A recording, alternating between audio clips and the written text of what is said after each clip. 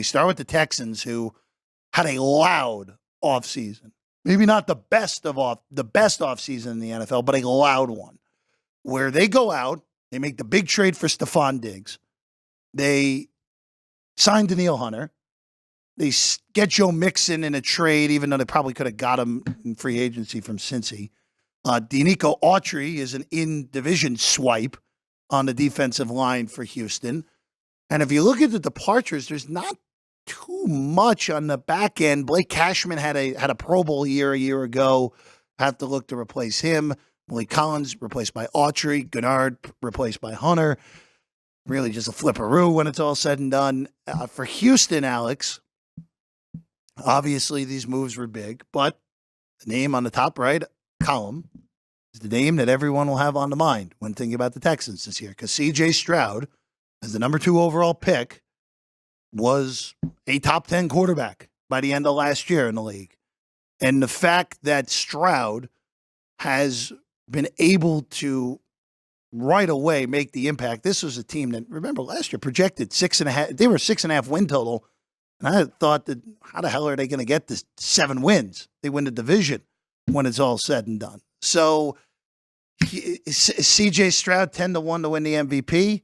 And that's where we're looking right now, at least for me. Of those awards on the right side, that would be the only one I'd even look at. The most impressive thing with him last year is they did deal with a lot of injuries, especially on the offensive line. He was sacked 38 times, but he still always found a way. 64 passing completion, over 4,000 passing yards, 23 touchdowns, and just 5 interceptions throughout the year.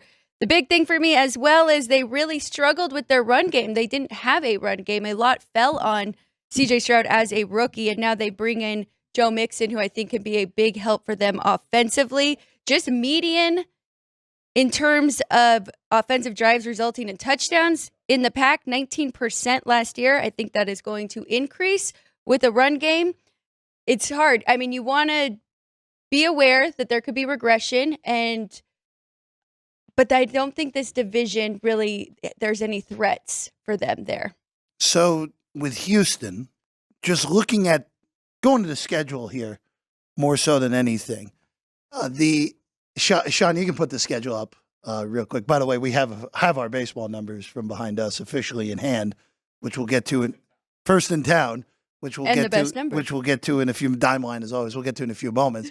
But on the Texans side of things, you bring up the word regression, Alex, and I don't know if CJ Stroud will be the one that has regression, but with the Texans, we've talked about this with other teams. Schedules. Playing a first-place schedule this year. So, after last year, surprising everyone, again, a rookie head coach and Ryan's rookie quarterback in Stroud, win a division, win a playoff game, competitive until the fourth quarter in Baltimore in that divisional round game. They just couldn't score against Baltimore's defense, who had their number in both meetings a year ago. But you have a more difficult schedule than you would have expected for a team that going into year 2. You have to play Kansas City on the road. That's the week before Christmas. That Saturday night game. You have to play the cross games against Dallas, where I think they're better than Dallas, but still, that's a road game in the Jerry Dome. You also have to play Baltimore again. So you get all these harder cross games that you would not. By the way, the Baltimore games on Christmas. It's a harder schedule, and I think the Texans on paper, if you just look at the roster, assuming that the health is there on the offensive line, which they've dealt with a bunch of offensive line injuries a year ago, assuming they're fully healthy at the wide receiver position. Remember, Tank Dell broke his leg at the end of the season last year. Nico Collins is still there. So they have a really good 1-2-3 receiving core to go along now with Diggs there. This team is definitely capable of winning 11, 12 games. I'm just concerned about the going with that win total, even at a 9.5 or 10s that happen to be out there. I'm just concerned with that schedule getting more difficult, that they could win this division plus 120 at 9-8. This is kind of like Atlanta. They win it at 9-8. but I'm not sure if over 9.5 is a good bet here, just because the nature of that schedule where you're going to be a dog in Dallas, you're going to be a dog in Kansas City, and I would imagine, unless if they are even better than I think they are, and Baltimore's a little down, I would imagine Baltimore still probably would be a road favorite at the end of the year there. The value is there. I mean, you are getting a plus price here with a team that is definitely above the other three in the division. Yeah. So that plus 120 is the only way I would look at it betting on this team. I agree with you that 9.5. It's a tough number, and you're laying juice if you like the over, minus 130 now. So that's definitely the best way to play it, I would say, is division.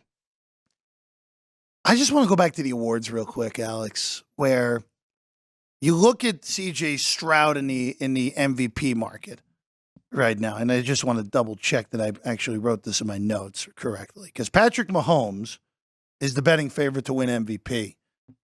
I know this may seem a little bit bizarre for me to say this, especially coming off a year where in the regular season Mahomes was not the same guy as he normally is. Granted, we saw the real Mahomes in the playoffs, of course.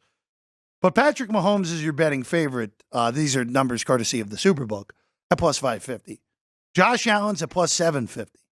Joe Burrow, who we'll get to Burrow and Allen in the next 2 weeks, Burrow's a 9-1. CJ Stroud's the fourth shot. He's shorter than Lamar Jackson. He's shorter than Jordan Love, Jalen Hurts, Brock, all those guys. The fourth shortest odds. Now, this is, to me, I agree with you that the best bet with this team is the division. Plus 120. We'll get to the other teams in the division. There's one team that's a little bit unknown that we'll get to in a little bit. And then the other one where underachiever, especially last year. I think CJ Stroud at 10-1, even though it may seem short on the surface, I think that's fair. Now, the big thing with the MVP market, because we've talked about it a little bit during these previews, but not a ton. More likely than not, you are going to get better numbers on essentially everyone in the market at some point during the regular season. It may be week 3. It may be week 13. And as we've seen the last few years, let's take last year.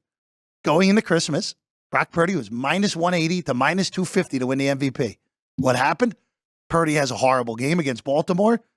I didn't even think Lamar was that great in that game, but Lamar vaulted up and won the MVP, in part because of that result that Baltimore beat San Francisco. Look at Houston's back end of the schedule this year. Look at the back end. Forget Tennessee week 18. They might not even need that game. That might be a game where everyone sits, depending on seeding or if they had the division wrapped up. After that very late week 14 bye, playoff team from last year, Super Bowl champion from last year, best team in the regular season from last year, 3 straight years. All teams with win totals projected north of 9 this year, Alex. That's your path to the MVP. I would wait on CJ Stroud. And if Stroud is even remotely in the conversation going into the week 14 bye, that would be the time I would hop in, because those 3 games down the stretch, 2 of them standalone primetime holiday games too.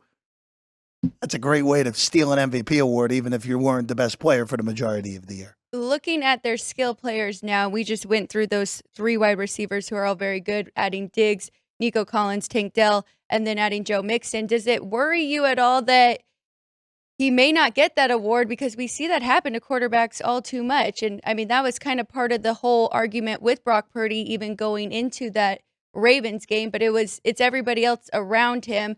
I know you can see the physical talent from CJ Stroud above Brock Purdy. I'm just saying, if they really mesh well and it's kind of a unit thing, does that concern you, or is that another reason why you want to wait until the end of the season? Wouldn't worry me. I think Purdy is one of the more unique cases I think we've ever seen in the league. Brock Purdy was Mr. Irrelevant. And it was not only just Mr. Irrelevant, it's a recent Mr. Irrelevant. And I think Purdy was really fighting those factors of people still not buying him. I mean, you remember the reaction after he threw the 4 picks on Christmas against the Niners, against the Ravens. That it was basically, hey, this guy who is who we thought he was. He's not that good. It was just the narrative. Like, for Stroud, And look, for awards, narratives do matter. And it's not an exact handicap like we're trying to handicap the Texans versus the Patriots in week 6. Where Stroud, the narrative this year is CJ Stroud comes into the year as a top 5 to 7 quarterback in the NFL. CJ Stroud had one of the best rookie seasons we've ever seen. It also works for in the Bryce Young discussion we had last week, where Bryce Young looks like an even bigger bust than he may be because of how great Stroud looked. I just think there's so many positive storylines for Stroud that it's like, oh, he took the next step. They improved the guys around him to help Stroud take the next step, not the guys around him are making him better. I think that's just what it is more so than anything. It's an interesting thought, interesting question. I just don't think for a guy like Purdy, or if like, let's say like Will Levis was on Houston instead of Tennessee, like, yeah, Right. then maybe that's the case. But with Stroud, I think that the narratives are more positive, and that helps in award betting. It does definitely put some pressure on him, though, to match his rookie season. Sure. So these really good numbers, I mean, he can't fall off too much for them to award him that. One good thing I will say with Houston, there was a lot of thought that Bobby Swolick would get a head coaching job. He did not. So a second year in the same system, and Swolick, who deserves a lot of the credit for what happened there in Houston. Him and Ryan, again, what a great head coach OC combination with a defensive-minded head coach in DeMeco Ryans. So, again, I would say more so than anything, this team on the rise, just a matter of can they handle that first-place schedule after last year having a last-place schedule there in 2023. Hi, everyone. I'm Jeff Parles. And I'm Alex White. Thank you for watching this clip of Sports by the Book. Please like the video, comment, and subscribe. We live stream the show right here every day on this channel. Also, you can catch the podcast version on your favorite podcast platform. All the links are in the description below. We appreciate you, and we'll see you next time.